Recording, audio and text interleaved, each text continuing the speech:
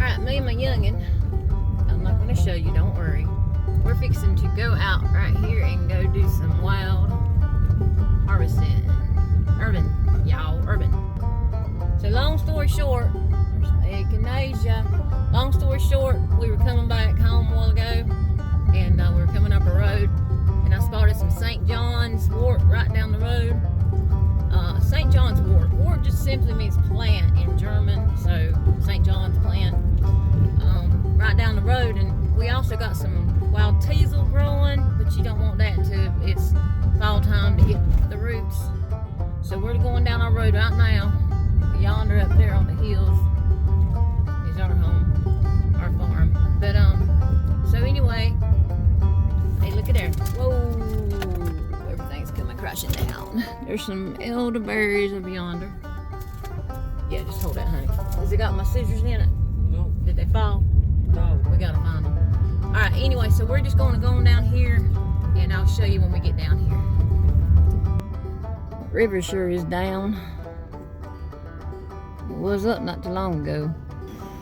Okay, if y'all see anything that looks like this right here, hang on. Sorry, there was someone going by. Anyway, if y'all see anything that looks like this plant, you see it. Oh, if you do not be still, that is called Teasel. Okay, let me get out and show y'all.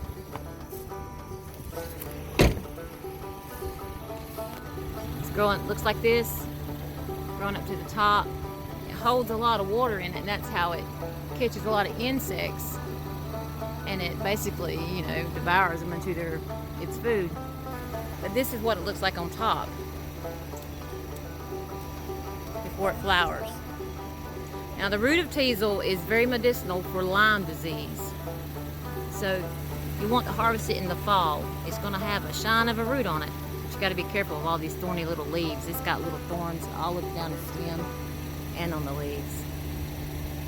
So that's Teasel. You want to get that in the fall. This is wild garlic. You can even smell it. It's really tall. It's got that smell to it.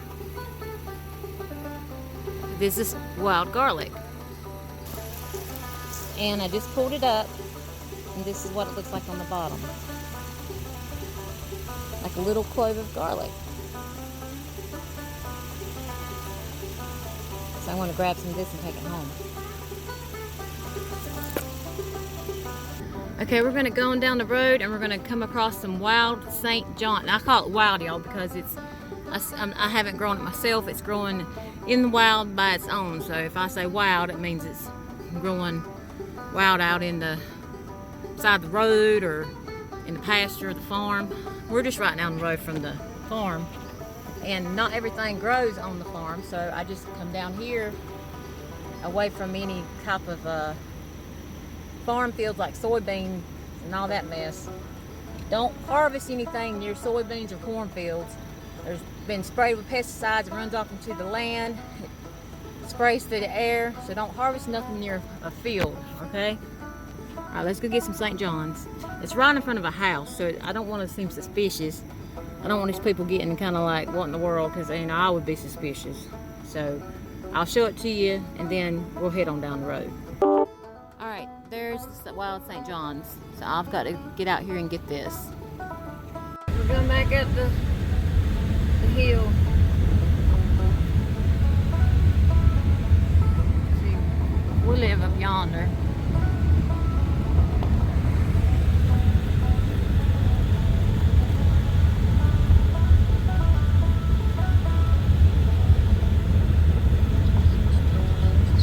Now right there is the Echinacea growing wild. Y'all are probably mostly used to the purple Echinacea, but there's also Yellar. It's called the Augustus, I think, Echinacea. Alright, we're back at the house, and I have took that St. John's wort, and that's what my butter knife is. I went ahead and made a tincture of it.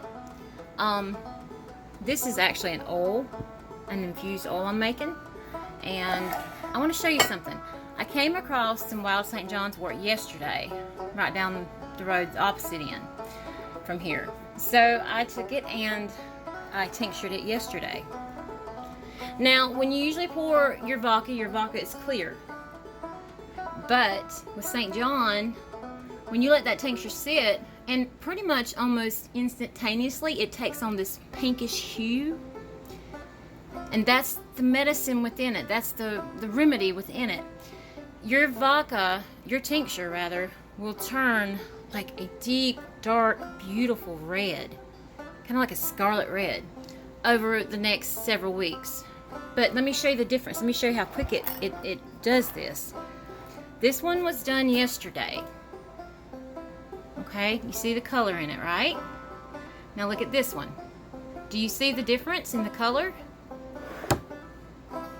See how pinkish of a hue this one has on it right here? And see how clear that one looks for the most part? That is awesome. That means it's working. You've got some good stuff there, y'all. So anyway, this will turn. It's actually not as clear as it was. It's kind of taking on a little slight pinkish hue here. And there you go. Now, why did I do 2 St. John wort tinctures? St. John wort is just a wonderful, wonderful remedy. And like I said, when I get situated and organized here within the next couple of weeks, I've got something I'm dealing with, and it's a Baruch. Oh my goodness, it's a Baruch to our family, especially to me. But when I get situated into that, I will be able to do more, have bigger space, and just you know, come alive in my little holler, so to speak. So not only will I be keeping some of this for my little family here, I hope to be able to put some in my little Etsy store, if the world ain't too stupid by then. And y'all know what I mean. It's just getting stupider by the day. So if I'm not able to put any in my Etsy store, at least I'll have it on hand for those of y'all that have contact with me and know how to get a hold of me so far. You know, if you need anything, y'all let me know. I will, when I can, individually do a video on each herb. But right now I'm so busy getting them tinctured or infused in some oil. Now all I did with this, most of the time when you do, if not every time, when you do an oil, an infused oil, you don't want fresh plant matter. You want dried. Now I said earlier to always use St. John's fresh. Some folks do use it dry, and they have great benefits with that. I'm not saying don't use it dry. I'm just saying I prefer to use it fresh. That's all I'm saying, y'all. You know, you do your thing. But for the St. John, I wanted to use the fresh. And I have filled it up to the very tippy top of the rim in there, so no oxidation can get in there. Now, I'm going to let this sit in a cool, dark place. Some people would put it in their windowsill, but I'd rather keep it in a cool, dark place because the sun rays can actually, I don't know. They say the sun rays is bad for it. I don't know, you know. But I'm just going to put it in a cool, dark place because that's normally what I do with my oils. But I used, now you use whatever you want to use, but I used 100% grapeseed oil. Okay, that's what I use for this. You can use olive oil. Is really good. It's a nourishing oil, and that's my usually go-to oil, other than coconut oil.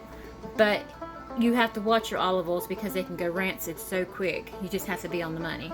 Now I've got some dandelion infused oil up yonder. It's still good. I strained it a while back. You know, it's still good, and I keep it up in my cupboard too. But I'm just going to use grapeseed oil with this one and see how that goes. So in 6 weeks, I'm going to strain this one, but I'm going to keep a look at it to make sure no mold grows in it. And because I filled it up so high, I'm going to put like a rag underneath it because some of that oil will probably seep out. But that's fine. I'd rather have it seep out than go moldy. So the next thing we're going to do is we're going to label all of these. And I'll put yesterday's date on that and where I got it from. And I mean, these are just right down the road. Now some of these came out of our pasture, just very few because there's very few growing in our pasture. But right off of our pasture, you know, right down the road or right down the road a little piece, not even a mile maybe. But look at that. Look at the color difference in a day. It's so cool. So we're going to get these labeled. And St. John is not only good for, like they call, what is it? What do they call it? Whatever they call weather depression or something, when people get down in the dumps because the weather changes. But it's not only good for anxiety or weather changing, you know, depression. Listen, y'all, depression, anxiety, all that, it's a spiritual world we live in, okay? It's a spiritual world. It's not, y'all, people want you to think it's you, it's your mentality. No, we have evil spirits all around us. And we also have the Malachim of Yahuwah, his messengers all around us too, if we so choose to do and live righteously and obedient. You know, you want more Malachim around you than you do evil spirits, okay? Just a thought. Think on that. So, you know, Yahuwah told Noach in the book of Yovelim, you know, is it the book of Yovelim? I think it's the book of Yovelim and maybe the book of Yashar. I can't remember for sure about the book of Yashar. I think it is in Yashar. But anyway, he told Noach, because the evil spirits were plaguing Noach's son's family and kin and all that.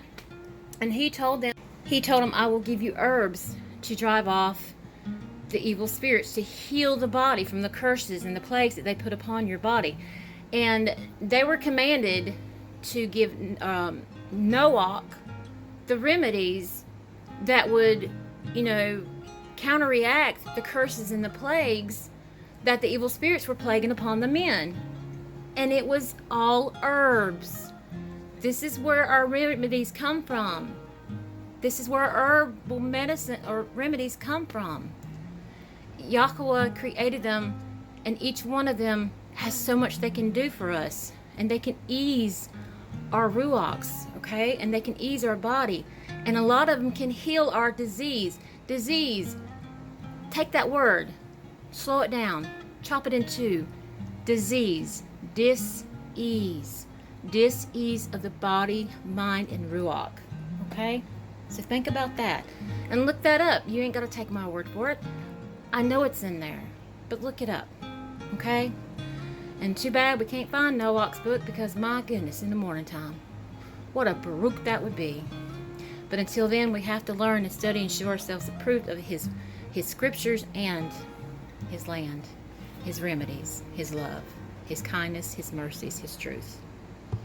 All right, I'm going to get these labeled, and with that being said, I got so much to do to get ready for the Shabbat and the Shabbat and the new moon.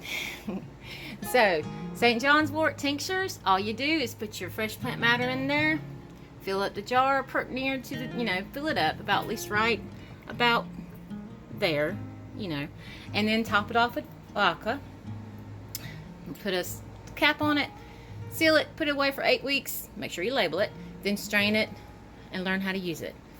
The oil with St. John's, I use fresh. Everything else is a dry herb, but this is fresh.